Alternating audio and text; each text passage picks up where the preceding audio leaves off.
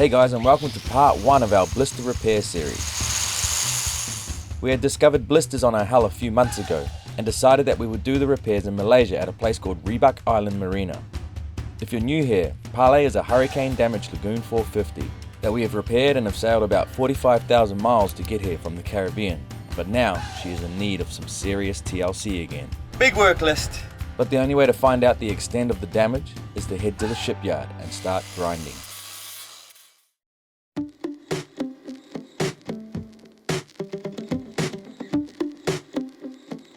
Alright, let's get out of here on with one engine. Remember, I got reverse on both, so I'm going to try get into some space in reverse over here. You don't have steering on a cat unless you're moving. So we've got to get some speed up and then I'll be able to turn the other way with port engine on. So far so good, we're in reverse. You know what, I might do a full 360 because I've got port engine. I'll come out here and I'll do a full loop with my good side. Luckily there's not a breath of wind and there's a lot of space here and no current at this moment. So now we should have enough momentum and movement over the rudders to turn out this gap. Okay, so hopefully I've timed this so we've got the current going with us. We've got 11 miles down the channel between Langkawi and these outer islands. Royal Langkawi Yacht Club, that's such a good place to clear, and we went straight into the marina. You just walk down the dock and you're at immigration, customs and the harbour master. One of the easiest clearings we've ever done. There's everything, there's a massive supermarket. Quite overwhelming to be there after being so remote for so long. Apparently this is the biggest marina in Malaysia. We will be coming back after we drop back in the water in Rebuk, and then we'll head to Thailand. So Rebuk Marina is just on its own little island. There's a resort there. Apparently we get to use the facilities at the resort because we're in the marina. We're going to be hauled out for hopefully about a month. Big work list. First things first, let's haul out. First thing tomorrow morning. You excited? You've been wanting this, and it's here. We're excited. We're back to a work routine. It's gonna be good for a while. It feels really strange not having the dogs around. Really strange. But Aziza's gonna stay with them full time. They've got all of that space in the backyard. They're in little doggy paradise right now, so I'm so happy for them, and they've settled in. We stayed there for 2 nights. They've settled in nicely, and so I feel completely happy with where they are for the next month or so, and we're going to be able to go as many times as we want. So it only took a couple of hours to arrive at the entrance to Rebuk Island Marina. The channel was quite shallow, but plenty of depth for us to get in, and the marina manager Derek kindly let us tie up to the fuel dock since we had the slipping sail drive clutch. As I mentioned earlier, it still goes into reverse fine, so I gave myself plenty of space and the boys pulled us in.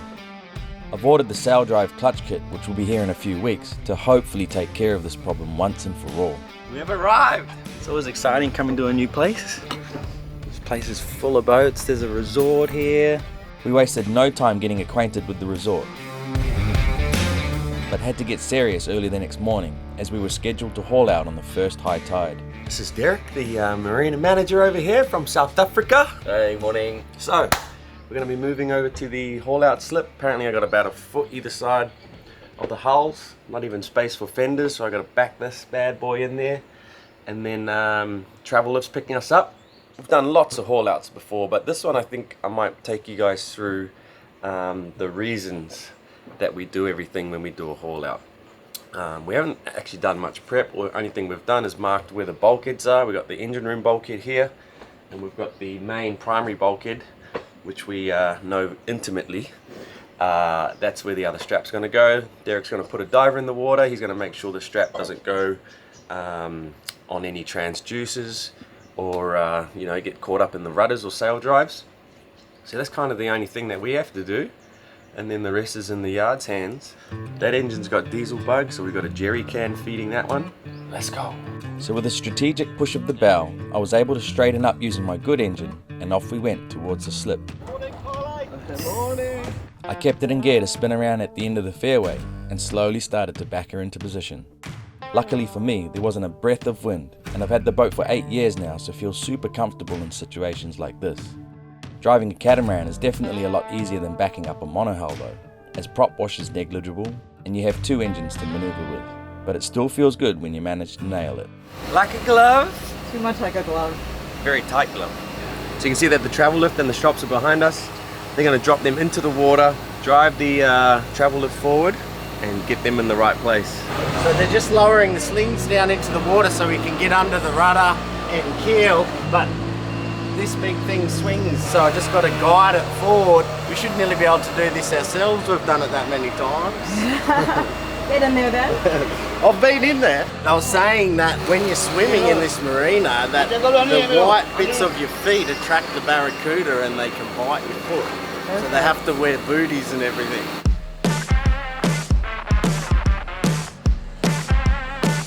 So now he's just guiding this first sling under. Haven't caught on anything yet. Up we come. It's a slow and steady process, but it has to be.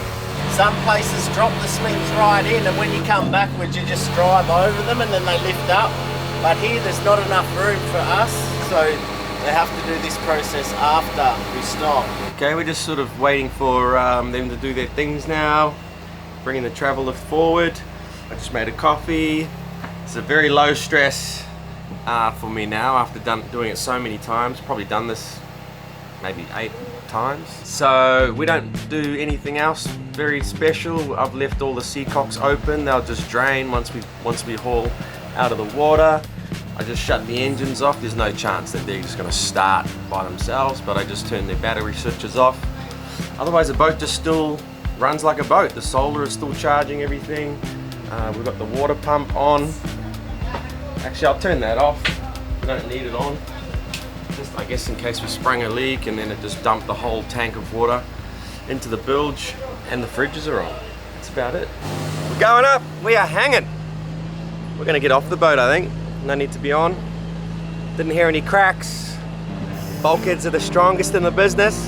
All right, she's about to come out. This is always the exciting part and the scary part, because you never know what you're going to find underneath the hull. So they put it back in the water. The strop was just a little bit rubbing on the rudder. So just went back down, just so it doesn't chafe the rudder or bend the rudder or anything. We're gonna go over there, and they normally do a pressure wash. That just gets all the barnacles and stuff off the hull. Gets stinky, that stuff, so they want to get it all off. Ease, it's your first time seeing Parlay come out of the water. Yeah, dude, I already can tell that it's a lot bigger than I think it is. Holy shit. This is crazy, yeah. So this right here is a 16,000 kilogram boat getting lifted out of the water with only 2 straps under it. You can imagine why it's so important to get those straps right under the bulkheads, and I've actually seen a boat in the BVIs have a strap tear straight through the hull before. The hull's actually looks super clean. Why is that? Because I cleaned it. It's been growing really fast here, especially with the sun on the port and starboard side. Makes it grow a lot quicker, I think. So we all just took a minute to make sure that everything was okay, because after this, there's going to be nothing but concrete under the boat. But these guys literally do this every single day, so I knew we were in good hands. We were also able to get a close-up look at the damage caused by a huge log that we had hit at night sailing over here. We've got a big tattoo here. Remember all those logs that we were seeing coming here from Sabang? This is the damage caused by one of the big logs. We saw it at the Royal Langkawi Marina, but lucky the boat's so damn solid because it was a big knock, but it's smashed up the fiberglass and gel coat there. Add to the list. It's going on the to-do list.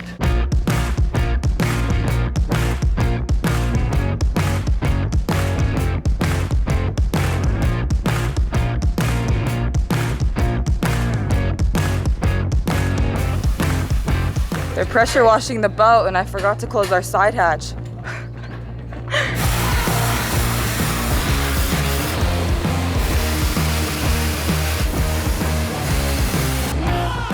So with the hull clean, this was the first time we got to see the blisters out of the water. There were blisters down the entire center lines of both hulls, and then some random patches here and there, mostly on the port side for some reason. We were definitely going to have our work cut out for us. With the pressure washing done, they moved us down to our hard stand location, which would become home for a little while. Quite a few shipyards won't let you live on the boat while you're there, which can get expensive if you need to rent a house, so I was grateful that that wasn't the case here.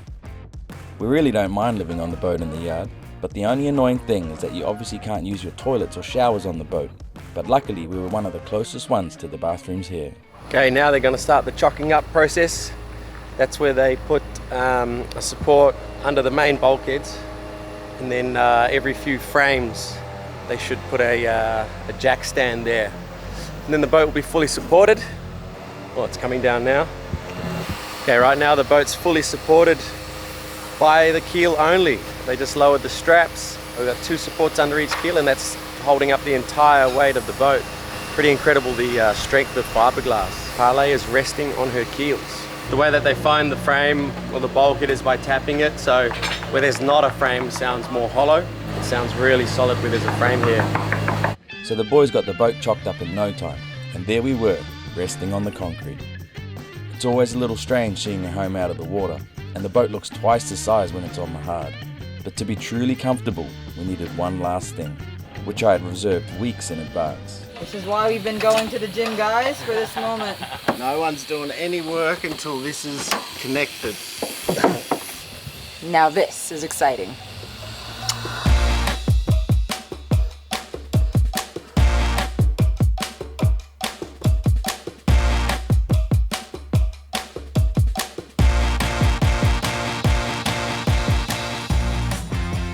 Okay, we are all settled in. This is where we'll be for hopefully less than a month. Right. Depending on how bad these blisters are. So let's talk about blisters. Blisters are osmosis. It's the opposite to reverse osmosis, obviously. But reverse osmosis is how we make the water, turn salt water into fresh water. But this is osmosis. So it's when salt water gets through the antifoul, through the epoxy primer somehow that we put on there, and through the gel coat, and forms a blister under the surface on top of the fiberglass. And if you leave it for too long, it just gets worse and worse, and it can eventually damage the actual fiberglass, the structure of the boat. So we've hauled out at a very early stage where they just look like little pimples. The biggest one is maybe 10 mil in diameter. We've got blisters everywhere, and you can see water actually seeping out of these blisters. See that water come out? Yeah. Maybe prior to me buying it and putting that barrier coat on, we were already starting to get blisters. Well, there was already moisture behind there. Yeah, we're only just getting around to doing a proper inspection now, and yeah, half of this sugar scoop extension that we did is totally fine. And then we are seeing blisters in other areas, and we've got tiny blisters on the gel coat above the anti-foul line, but up here is totally fine. So we got a major operation on our hands here. This is all pimply. Apparently if they're really bad, it smells like vinegar, but these don't smell. It smells the same here as what it does there. It smells like anti-foul. That's the good stuff.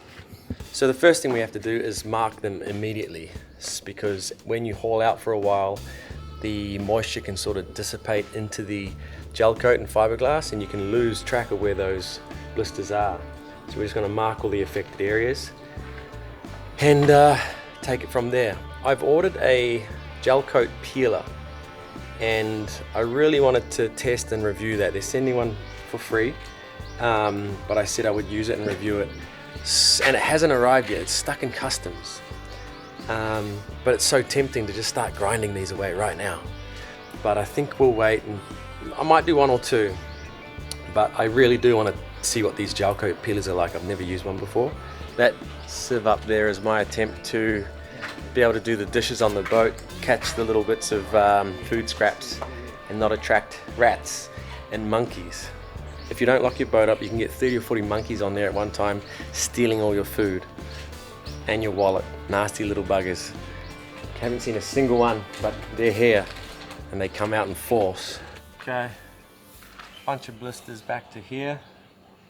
If you drive your fingernail or a screwdriver into them, they go pop, and a little bit of water comes out. But yeah, in case they're not likely, and I just enjoy using spray cans of paint. But from here forward, bad news. This is all fine. Oh no, it's not. Shit. I can feel blisters here. If you get it on the wrong angle, you can't see them, but you can feel them. Damn it. There's 1, 2, 3 there. Probably getting paint all over the hole. New colour. Oh man!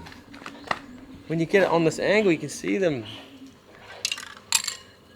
Yeah, there. They're tiny, but they're there. Okay, let's go around, mark them all. We are only about 2 weeks behind real time at the moment, and what we have found since this day is absolutely shocking. So it's hard watching how unsuspecting I was in these clips, for what was really behind all of that gel coat. But we will let you watch our troubleshooting process anyway. Yeah, I can't handle not knowing. I'm not gonna wait for this gel coat planer all week. So we've got here, we're gonna test some little things out. So here we've got tiny little ones. So we're just going to knock that back with a grinder and see what they look like. Over here we've got some big ones. When I say big, just bigger than the rest. So we'll see what the condition of the fiberglass is like there. And maybe one other spot. This is quite a really concentrated area of them. So again, we might check this part. And that should give us an idea of what we're dealing with. Well, let's have a look.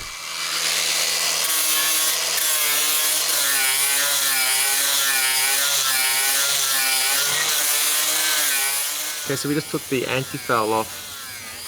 We can still feel the little pimples, so it's below that. So we'll get to the barrier coat next, and then the gel coat.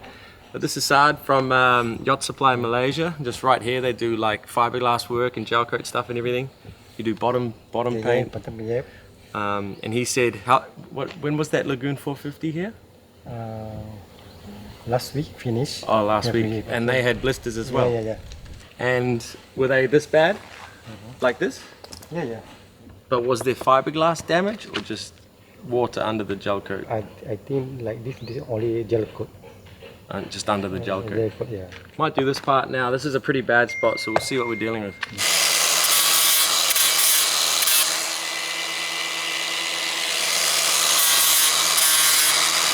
See the water? That water coming out is yellow.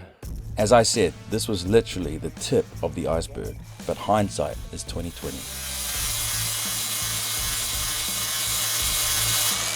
Still water coming out. Wow, see that?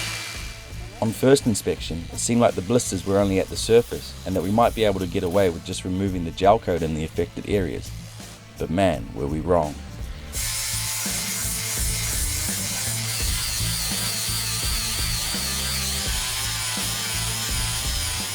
Okay, so just doing some experimentation. This was all blisters, so I kept going. But yeah, like here, you can see the water. You can literally see the water between the gel coat and the fiberglass. So there's no question that the gel coat has to come off. And below the waterline, you don't need to use gel coat. You can just go straight to epoxy, some sort of barrier coat. So it saves that stage.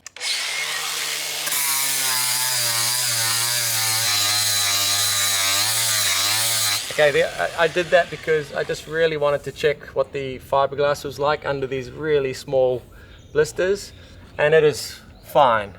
So the fiberglass here you can see is solid, but this area just looks a little bit dry. It's kind of dry and fluffy as opposed to the solid stuff here. And this is where there was no blisters here. It's almost like the fiberglass didn't get laid up properly. I think the right thing to do would be to take this whole bit of glass off and re-glass it. Shit. I'll check one more area on the gel coat. I know where the worst spot is.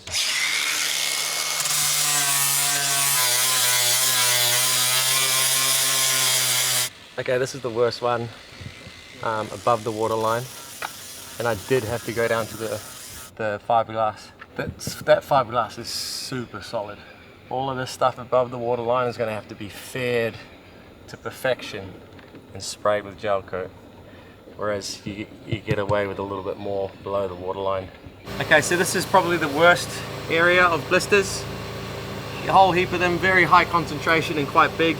You can see the water coming out when you push them.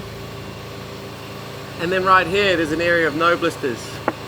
So I'm going to take both down to the fiberglass and compare notes.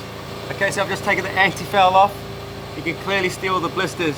So I'll just do it layer by layer. That's the anti-foul off. Let's take the first layer of gel coat off. Okay, so we've got the gel coat just sort of peeling off here. See that? It's not bonded to the fiberglass very well. So the water can just travel everywhere once it gets through the gel coat here. Look at that. You can see the gap. It's just chipping off and peeling off. That gel coat is not bonded to the fiberglass well at all. This is where all the blisters are. Okay, this is the fairing compound that we used because we extended this sugar scoop. So the gel coat hasn't stuck to the fairing. So I'm not even down to the fiberglass yet, but that looks fine. But for some reason we didn't get a good bond right there. I'll go down to the fiberglass anyway just to check, but that's probably good news. Just need to knock the gel coat off and put a barrier coat over that, because that's good fairing. There's no blisters or anything under that. We'll see what the fiberglass is like. And that fiberglass there is perfect. Nothing wrong with that. So the water is between the gel coat and the fairing in this spot. I just want to keep grinding. So what we were slowly discovering was that we had blisters all over the boat, but to different degrees of seriousness. At this stage, we were oblivious to what was happening down the entire center lines of both hulls and the keels, and there was no rhyme or reason as to why some places had no blisters at all. It did look like some areas were a result of the lack of quality materials that we had available to us in Guatemala when we did some repairs, but some of the worst spots were areas we had never touched before. You'll have to tune in next week as we call up one of the best fiberglass guys I know to get an expert opinion on the matter. When you're looking at your blisters, it's not so much the diameter, it's how deep that they're running. Thanks for watching, guys. Hit subscribe if you're new here, and we'll see you next Sunday where things go from bad to worse. Look at this, we're down to the foam core, and it looks like this is just the beginning.